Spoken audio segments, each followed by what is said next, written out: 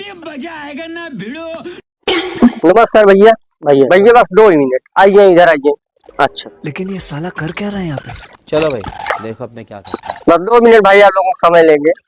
भैया 2027 का चुनाव आने वाला है। हाँ। इसमें आप लोग सरकार से क्या मांग करना चाहते हैं, कुछ बताइए। मांगो कुछ न कर भैया, सरकार हमका सब देत बा, राशन देत बा, बिजली पानी सब देता है, लेकिन भैया इसे मेहरारुओ का खरीद देत तो ठीक रहा। क्या बात है सर, क्या बात है सर।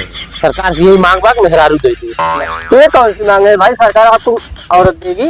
काहे ना भैया, सब चीज सरकार देता है तो औरत काहे ना दे। भाई आप पढ़िए लिखिए, उस लायक बनिए कि आपकी शादी खुद हो जाए। नहीं भैया, हम कुल कर लेंगे। क्या ना भाई ये रिपोर्टर। असल में बात ये है, चरावत कहा भाई अपन दोष देवे नहीं करिए, सरकार दोष देता है कि हमको मेहनत देगी। ये बात आपने अच्छी बोली।